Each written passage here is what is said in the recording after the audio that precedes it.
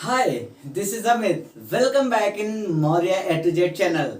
My dears, हम लोग पढ़ रहे हैं पास्ट परफेक्ट टेंस और पास्ट परफेक्ट टेंस जो कि स्टूडेंट्स को बहुत हार्ड लगता है उसे हम देखना किस तरीके से 2 मिनट में इजी कर देंगे। कैसे, ध्यान से समझना और लास्ट तक वीडियो जरूर देखा करो तो चीजें समझ में आएंगी। बीच में छोड़ोगे तो बातें समझ में नहीं आएंगी। जैसे कोई पिक्चर देखते हो तो एंडिंग टाइम समझ में आता है ना कि हुआ क्या है, ठीक है ना। तो चलो फिर शुरू करते हैं और ध्यान से समझना इसका नियम नंबर 2। नियम नंबर 2 क्या बोलता है?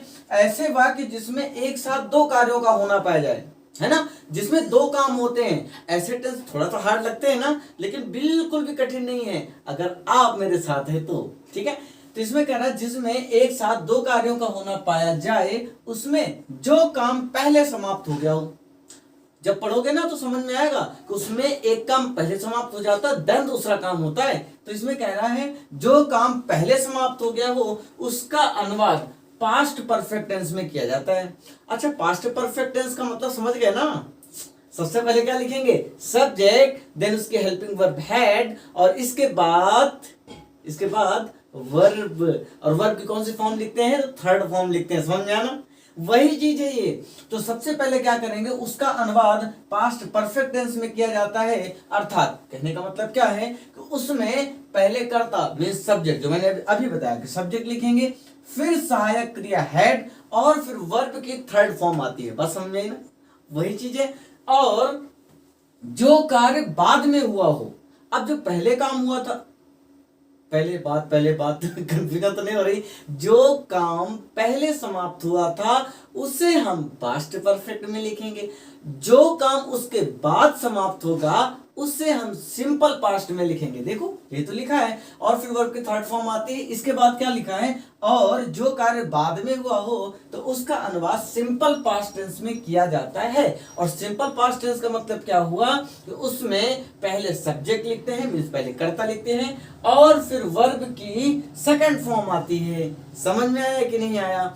और अगर अभी नहीं समझ में आया हो तो मैं स्ट्रक्चर में समझाऊंगा, उसमें भी समझ लेना, ठीक है। चलो इसको इंग्लिश में समझ लेते हैं। इंग्लिश में क्या बोलता है? In such a sentence in which actions are found to be happening together. मतलब जिसमें एक साथ दो कार्यों का होना पाया जाता है ना। और इसके बाद क्या है? Work which had finished earlier is translated in the past perfect tense. और जो पहले समाप्त होता है उस काम को हम पास्ट परफेक्ट में लिखते हैं। क्लियर है? जैसे आगे लिखा है दैट इज। आगे देखो कैसे, फर्स्ट द सब्जेक्ट, पहले सब्जेक्ट लिखते हैं, देन हैड, इसके बाद हैड लिखते हैं, and then the third form of the verb comes. ये तो लिखा ना, and then the third form of the comes. कहने का मतलब फिर वर्ब की थर्ड फॉर्म का यूज करते हैं। And the action which has happened later is translated into simple past tense. और जो उसके बाद का एक्शन आता है, उसके बाद जो दूसरा काम होता है उसे हम सिंपल पास्ट टेंस में लिखते हैं, दैट इज। जैसे कि आगे देखो क्या है, मतलब अर्थात फर्स्ट, पहले क्या लिखेंगे? फर्स्ट द सब्जेक्ट, तो सबसे पहले क्या लिखेंगे? सब्जेक्ट लिखेंगे, and then the second form of the verb comes. और इसके बाद वर्ब की सेकंड फॉर्म आती है। आई होप क्लियर हो गया होगा। जिसमें दो कामों का वर्णन होना पाया जाता है तो उसमें एक काम पहले समाप्त होता है फिर दूसरा काम उसके बाद समाप्त होता है। तो जो पहले काम समाप्त हो उसे हम बनाएंगे पास्ट परफेक्ट टेंस में, और जो उसके बाद समाप्त हो उसे बनाएंगे हम पास्ट इंडेफिनिट में। Very good. और फिर स्ट्रक्चर देखते हैं और एग्जांपल देखते हैं जिससे ये बात बिल्कुल क्लियर हो जाएगी। सो डियर, ये रहा आपका स्ट्रक्चर और रिलेटेड एग्जांपल, है ना।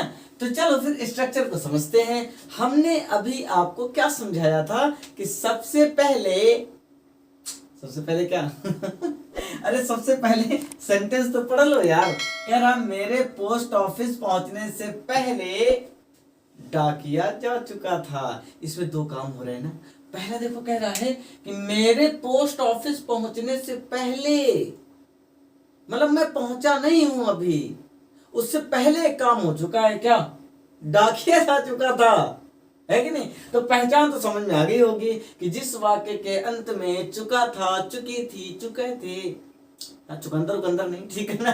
तो ये सब अगर आता है तो क्या आ जाएगा, पास्ट परफेक्ट टेंस आ जाएगा, है ना। लेकिन जिसमें दो कामों का वर्णन होना पाया जाए, उसमें जो काम पहले समाप्त हो उसे आप किसमें लिखेंगे, पास्ट परफेक्ट में लिखेंगे, दैट्स गुड। और इसके बाद जो उसके बाद काम समाप्त हो उसे आप किसमें लिखेंगे, तो उसे लिखेंगे पास्ट इंडेफिनिट में, दैट्स ऑल, दैट्स इट। बस इतना ही आपको करना है। चलो देखते हैं इसको फिर। तो इसमें सबसे पहले आपको सब्जेक्ट लिखना है भाई साहब, इसके बाद हेड लिख देना है, देन वर्ब की थर्ड फॉर्म का यूज करना है, और इसके बाद ऑब्जेक्ट लिख देंगे। इतना काम करना है, उसके साथ जो पहले काम समाप्त करेगा। इसके बाद आप क्या लिखेंगे, बिफोर, है ना। फिर जो सेकंड काम एंडिंग होगा तो उसमें सबसे पहले सब्जेक्ट लिख दोगे, और इसके बाद वर्ब की second form, then object, sentence complete हुआ। कितना हार्ड बताओ, कुछ भी हार्ड नहीं, वेरी इजी है ना। देखो मेरे पोस्ट ऑफिस पहुंचने से पहले डाकिया जा चुका था। अच्छा आप बताओ जल्दी से, इसमें पहले काम कौन सा हुआ, मैं पहले पोस्ट ऑफिस पहुंच चुका हूं कि डाकिया पहले 1 2 9 2 11 हो गया है, पहले डाकिया जा चुका था। तो पहला काम तो यही हुआ ना कि डाकिया जा चुका था, और दूसरा काम फिर इसके बाद हुआ है कि मैं पोस्ट ऑफिस पहुंचा हूं। तो भाई काम कहां से होगा, है कि नहीं। चलो तो डाकिया जा चुका था, ये फर्स्ट काम हुआ है, तो इसे हम किसमें लिखेंगे, पास्ट परफेक्ट में। वेरी गुड, आप भी परफेक्ट हो फिर, ठीक है ना, समझ में आ ही रहा होगा, है ना। तो देखो यहाँ पर सब्जेक्ट क्या है, डाकिया ही तो है, तो डाकिया को बोलते क्या, अच्छा तो यहाँ पर लिख देते हैं द पोस्टमैन। पोस्टमैन मीन्स क्या होता है, डाकिया। और मैंने बताया था कि अगर कॉमन नाउन है तो आर्टिकल द का यूज आप कर लेना, बिना डरे हुए, बिना घबराए हुए, ठीक है। तो हो गया द पोस्टमैन। इसके बाद आप लिखेंगे हैड, तो हम लिख देते हैं बढ़िया सा हैड। इसके बाद वर्ब की थर्ड फॉर्म लगा देना। अब जा चुका है, गया ना, तो गो, वेंट, गॉन, तो क्या हो जाएगा, गॉन हो जाएगा, क्योंकि गो की थर्ड फॉर्म होती गॉन, सेकंड फॉर्म होती वेंट, तो गो, वेंट, गॉन, तो गॉन हो गया। समझ में इतनी बात।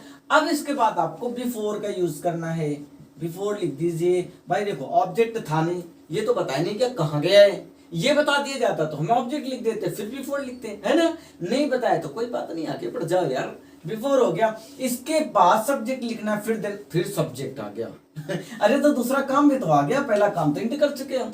तो सेकंड काम क्या हो रहा है, मेरे पोस्ट ऑफिस पहुंचने से पहले, तो मैं पोस्ट ऑफिस पहुंचा, मैं का क्या हो जाएगा, मैं पहुंचा मतलब आई हो जाएगा। आई होप समझ में आ रहा होगा। तो सब्जेक्ट में आई हो गया, और इसके बाद वर्ब की सेकंड फॉर्म, पहुंचना को क्या कहते हैं, रीच बोलते ना, पहुंचना, तो रीच का रीच्ड हो जाएगा कि नहीं हो जाएगा, REACHED, रीच्ड हो गया। और कहा, पोस्ट ऑफिस, तो reached the post office, OFFICE। और जैसे जैसे आपका एंड हुआ, फुल स्टॉप लगा देना। कितना इजी था ना। तो आप फिर सेकंड करते हैं। सेकंड, पुलिस के आने से पहले या पूर्व। अभी देखो कुछ और आ गया, पूर्व आ गया, तो पहले और पूर्व दोनों एक ही चीज है भाई साहब, ठीक है। तो पुलिस के आने से पूर्व ही, दो बार से आ गया पुलिस के आने से पूर्व ही चोर भाग चुके थे। वैसे भी पुलिस लेट टाइम में आती है जब चोर सब सारा काम कर चुके होते हैं, है ना पुलिस के आने से पहले या पूर्व ही चोर भाग चुके थे। तो मुझे बताओ, पुलिस पहले आई कि चोर पहले भागे, इतनी बात तो पता ही हो गई होगी। पहले चोर ही भागे थे, इसके बाद पुलिस आई थी ना। तो पहला काम हुआ चोर का भागना, और दूसरा काम हुआ पुलिस का आना। तो पहले काम में सब्जेक्ट कौन है, पहले काम को करने वाला व्यक्ति कौन है, कौन भाग चुका था, तो चोर। तो चोर को क्या बोलते हैं, थीफ बोलते हैं। तो थीफ के आगे आर्टिकल द का यूज कर लेना। मैंने बताया ना कॉमन नाउन, तो चोर कॉमन नाउन है ना, तो यहां पर हो जाएगा द थीफ, है कि नहीं, समझ में आया। तो यहां हो जाएगा थीफ। लेकिन आपको पता है यहां पर बहुत सारे चोर थे, तो चोर भाग चुके थे, तमाम सारे चोर थे ना। अरे बहुत सारे चोर है कि नहीं है भाई, चोर भाग चुका था तो मतलब अकेला था, और अगर भाग चुके थे तो बहुत सारे लोग हो गए, तो हो जाएगा थीव्स, है कि नहीं। ये रूल्स आपने पढ़े होंगे नाउन में, और नहीं पढ़ा है जिसका भी वीडियो आपको मिल जाएगा, इसमें भी घबराने वाली बात नहीं है ना। तो हो गया थीव्स, है ना। एफ या एफ ई को हटाकर वी ई एस जोड़ देते हैं केवल जब हम प्लूरल बनाते हैं। मतलब जब सिंगुलर सब्जेक्ट था तो थीफ था, और जब प्लूरल सब्जेक्ट बनाना हुआ तो थीव्स हो जाता है। मतलब एफ या एफ ई कहीं पर भी होगा तो वी ई एस जोड़ देते हैं, यही हो जाता है आपका प्लूरल सब्जेक्ट। समझ में आया? तो हो गया द थीव्स, और इसके बाद आप लिख देंगे हैड, चुपचाप हैड लिख दीजिए बिना कुछ सोचे समझे, बिना डरे हुए। इसके बाद वर्ब की थर्ड फॉर्म भागना, भागना को जानते हो क्या बोलते हैं? रन, रनिंग करना, रन करना। तो रन, रैन, रन, थर्ड फॉर्म भी रन ही होती है, रन और भाग जाना। रन अवे हो जाएगा, यहाँ पर क्या हो जाएगा? रन अवे, है कि नहीं? तो the thieves had run away, यानी चोर भाग चुके थे। और इसके बाद क्या हो गया? कहाँ भाग गए? कहाँ भाग गए? कोई दिया ही नहीं कुछ भी, मीन्स इसमें भी ऑब्जेक्ट हुआ नहीं है, नहीं है तो छोड़ दो, आगे बढ़ो। बिफोर लिखा हुआ, बिफोर लिख दीजिए, बिफोर लिख दिया। इसके बाद फिर सेकंड काम पे आ जाते हैं। तो सेकंड वाला काम क्या? वो पुलिस का आना हुआ है। अब आई है पुलिस, महाराज आई है कि आया है? कंफ्यूजन है यार, जेंडर बता देना मुझे कि लेडीज है कि जेंट्स है है कि नहीं? तो पुलिस के आने से पूर्व, तो पुलिस का क्या हो जाता है?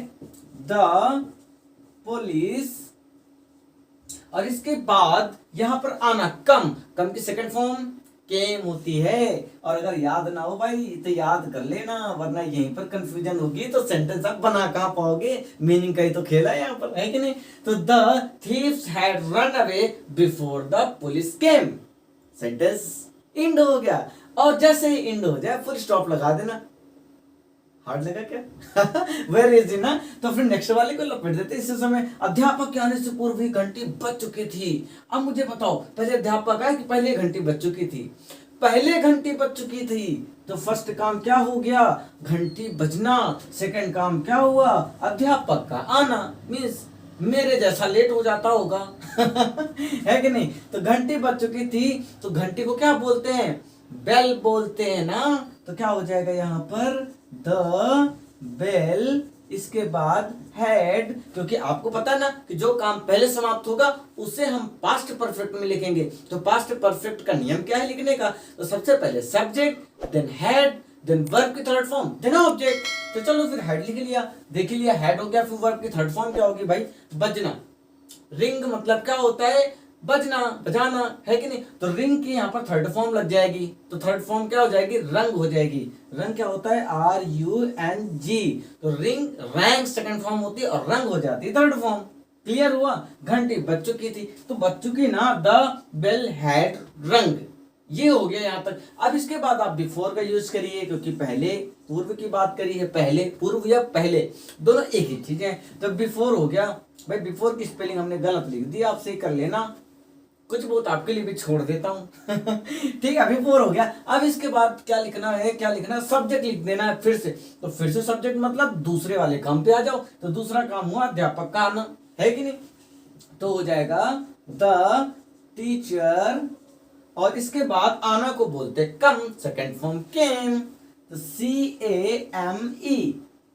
और अध्यापक आ चुका, कोई और तो साथ में आया हुआ या नहीं है ना हो गया टीचर केम, सेंटेंस इंड हो गया, फुल स्टॉप लगा दीजिए। तो भाई साहब समझ में आया कि नहीं आया? और समझ में ना आया हो तो कमेंट बॉक्स आपके लिए खाली बा तो उधरे भी कमेंट मार देना, है ना। और कमेंट मतलब समझ रहे हो ना? कमेंट वो वाला नहीं मार देना, मतलब क्या है कि जो समझ में ना आया हो वो चुपचाप लिख देना, तो उसका भी सोल्यूशन आपको मिल जाएगा। और हाँ, practice is the more power of more knowledge. तो इससे रिलेटेड जितने एग्जांपल्स आप बना सकते हो बनाना, और कमेंट में जरूर लिखना, जिससे मुझे तो नॉलेज हो भाई तुम सीख क्या रहे हो, है कि नहीं। और अगर कहीं कंफ्यूजन होता है तो फिर हम दोनों है ना सॉल्व करने के लिए, है कि नहीं। तो चलो ठीक है, फिर मिलते हैं नेक्स्ट वीडियो में, तब तक के लिए जय हिंद।